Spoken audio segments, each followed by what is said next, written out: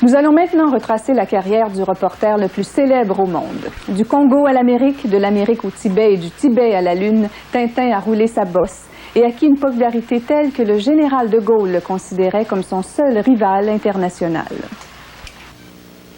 Allez, en route pour l'observatoire. Viens, Né en Belgique le 10 janvier 1929 à l'âge de 15 ans, Tintin est mort le 4 mars 1983 à l'âge de 17 ans, en même temps que son créateur, Georges Rémy Hergé, qui lui en avait 75. Reporter exemplaire, Tintin n'a jamais écrit une seule ligne. Éternel adolescent, on ne lui connaît ni père, ni mère, ni aucune attache familiale d'aucune sorte. Tintin est un héros parfait, sans existence propre. Tintin, c'est un personnage lisse, c'est un personnage neutre. Tu regardes même son visage, il n'y a jamais beaucoup d'expression. Son visage est une boule avec 2 points pour les yeux puis un trait pour la bouche. C'est comme un personnage enfantin qui bouge pas, qui vieillit pas. Alors, à cause de cet aspect-là neutre, on projette ce qu'on veut sur Tintin. On projette n'importe quel sentiment, n'importe quelle émotion. Il va les prendre, il reste neutre. Alors que tous les autres personnages autour de lui, c'est ces personnages-là qui vivent les passions. Autant Tintin a un côté irréel, puis dans le fond, Tintin, il est un petit peu plate, dans sa façon de se comporter. Autant il reste irréel, autant le capitaine Haddock est colérique, émotif, violent, tournesol et le distrait total qui en même temps va faire preuve d'héroïsme à un moment donné. Les Dupont sont complètement stupides et créent toutes sortes de problèmes. Alors c'est les personnages autour de Tintin qui évoluent. Qui mettent, si tu veux, de la chair. Qui mettent de la chair dans les événements. Ça y est, j'ai pied, moi. J'ai pied, viens, Milou, je t'attrape là. Voilà. Sauvé. Au commencement, Tintin n'avait pour tout compagnon qu'un petit fox à poil dur, nommé Milou, qui était heureusement assez fin causeur. De Tintin au pays des Soviets, premier album paru en 1929, Au cigare du pharaon, sa 4e aventure, Tintin se contente d'être un chevalier sans peur, sans reproche et sans cœur. Rien, en effet, ne le touche vraiment. Lotus bleu. De la Russie bolchevique au fin fond de l'Inde britannique, il roule sa bosse héroïque sans se préoccuper outre mesure du sort d'autrui. Eh oui, c'est nous! Sa famille de papier se constitue lentement. D'abord avec les policiers surréalistes, les Dupont D et T, mais c'est au petit chinois Chang, rencontré dans le Lotus bleu, que nous devons d'avoir donné à Tintin une sensibilité. C'est du Lotus bleu qu'on peut dater la passion d'Hergé pour la précision documentaire. Le capitaine Haddock fait son apparition dans Le Crabe aux pinces d'or. Voilà, timonier, là-bas à tribord, machine. Personnage très ambivalent au début, ivrogne bien sûr, mais aussi incohérent et violent. Il deviendra très vite le principal complice de Tintin, malgré son goût immodéré pour le whisky et son fort penchant pour les invectives sonores. Judas, naufrageur, traître, rhizopode. Il abreuvera ses ennemis de 169 injures différentes au cours de sa carrière. Marchez l'allure. À cette galerie de personnages, il faut ajouter Bianca Castafiore, la cantatrice castratrice, et Trifon Tournesol, bien sûr, savant, mais aussi loufoque que génial. Milou, quant à lui, relégué à des fonctions subalternes, en perdra l'usage de la parole. L'importance d'Hergé, elle est double, autant au niveau du scénario que du dessin, ce qui est les caractéristiques de la bande dessinée. Ces scénarios sont très, très, très bien construits. Il fait d'ailleurs des trucs dans ses histoires. Lorsqu'il raconte une histoire, Hergé, il y a plein de trucs qui se passent en même temps. Par exemple, vous allez avoir Tintin qui poursuit telle personne, puis là, le capitaine Haddock qui réagit de telle façon.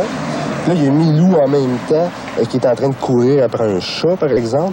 Puis là, il y a un bandit qui fait tel truc. Mais vous allez avoir 4-5 histoires qui vont se dérouler en même temps. C'est comme des fils qui se mélangent. C'est très, très serré. Puis il y a des spécialistes de la narration et du scénario qui ont analysé ça avec beaucoup de sérieux et qui ont constaté que c'était absolument incroyable la façon dont c'était construit. Qu'il y a beaucoup de scénaristes de cinéma ou de romanciers qui seraient incapables de mener autant d'histoires de cette façon-là. Si les aventures de Tintin et Milou sont purement fictives, elles ne s'appuient pas sur un monde fictif. Tintin est un témoin de son époque. Le Lotus bleu se déroule dans le cadre à peine transposé de la guerre sino-japonaise. Alors, Le récit de l'oreille cassée se passe dans une Amérique du Sud très caricaturale, mais il fait allusion à un conflit réel survenu dans les années 30 entre la Bolivie et le Paraguay, la guerre du Grand Chaco, baptisée Grand Chapo pour la circonstance. Tintin au pays de l'or noir, commencé en 1939, fait écho aux rumeurs de guerre. Oh, viens voir, Milou, viens voir. Quant à l'étoile mystérieuse, son atmosphère apocalyptique rappelle les heures les plus sombres de l'occupation allemande. Il y a dans l'œuvre d'Hergé un souci maniaque pour la précision et la clarté. Cette manie, le créateur de Tintin la nourrissait d'une insatiable curiosité et d'une vaste culture. Il y a tellement de sujets de conversation, on peut passer des heures avec lui, 7-8 heures avec lui sans qu'on parle de son travail. Si on ne le questionnait pas, ni on parlait pas. Il y avait tellement de sujets de conversation, c'était venu les hommes encyclopédie. Il avait non pas des réponses à tout, mais des questions à tout. Et alors on passait des heures tout à fait délicieuses avec lui, mais si on lui demandait pas, ces derniers temps, on lui demandait pas quand le prochain album, quand allez-vous terminer votre prochain album. On savait très bien que depuis des années, il griffonnait, il avait presque terminé le scénario, mais on n'osait plus ces dernières années parce que je crois que il y avait tellement de sujets de conversation. Lorsqu'on rentrait chez lui après 5 minutes, on transportait dans un univers tout à fait différent du monde du livre, du monde de l'auteur, de bande dessinée. Il y avait des sujets tellement vastes. Dans toute sa carrière, Hergé n'a jamais cédé aux modes ni aux idéologies, ce qui explique d'ailleurs que le succès de Tintin ne se démente pas depuis 50 ans. Le monde de Tintin est plus vrai que nature. Chaque paysage, chaque objet, chaque personnage a une résonance universelle. Hergé n'avait qu'un parti pris, celui de la tolérance et de l'amitié. Tous les systèmes, politiques ou idéologiques, lui étaient étrangers. On le voit clairement à la fin de la dernière aventure de Tintin, Tintin et les Picaros. L'état fictif du San Theodoros, même sous la gouverne d'un ami de Tintin, le général Alcazar, ne fait rien pour changer la situation des opprimés. Opposé à toutes les idéologies, Hergé n'a pourtant pas échappé aux querelles idéologiques. On l'a accusé, entre autres, d'anticommunisme, de racisme et de misogynie. Misogyne, certainement pas. Certainement pas. Voilà qui est dit. Ah oui, ça, je crois pas. C'est pas possible. Le racisme, non. Non, ça, ou les idéologies de droite. Par exemple, on a dit, bon, Hergé de droite. C'est sûr que son premier album, Tintin au pays des Soviets, c'est d'un anti-communisme primaire et pervers, mais en même temps, bon, Hergé l'a reconnu par la suite, de toute façon. Et c'était un petit cul dans la vingtaine, Hergé, quand il a dessiné cet album-là. Encore plein d'idées catholiques. Mais dès le troisième album, Tintin en Amérique, Tintin en Amérique, ça porte sur c'est dans les années 20 à Chicago, dans les années 20 et 30, t'as des gangsters qui sont constitués en syndicats qui s'associent avec les capitalistes pour exploiter les Indiens puis les Noirs. Tu sais, il y a tout cet aspect-là là, chez Hergé. En fait, c'est un humanisme. Aujourd'hui, les idéologies se portent mal, mais Tintin se porte très bien, merci. Il a vendu plus de 80 millions d'albums de ses aventures à travers le monde, et ce n'est pas fini. Il a ses adeptes, des fanatiques qui vendraient père et mère pour une édition originale. Il y a un culte de Tintin. Un must de Tintin, je dirais, bon, c'est l'édition originale de Tintin au pays des Soviets, signée par Tintin et Milou, parce qu'il y en avait eu 500 exemplaires signés à l'époque. Ça, c'est très rare.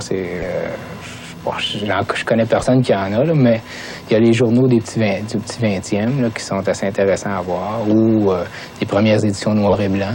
Les premières éditions couleur aussi, mais c'est difficile à dire pour quelqu'un qui collectionne pas, il voit pas souvent la différence.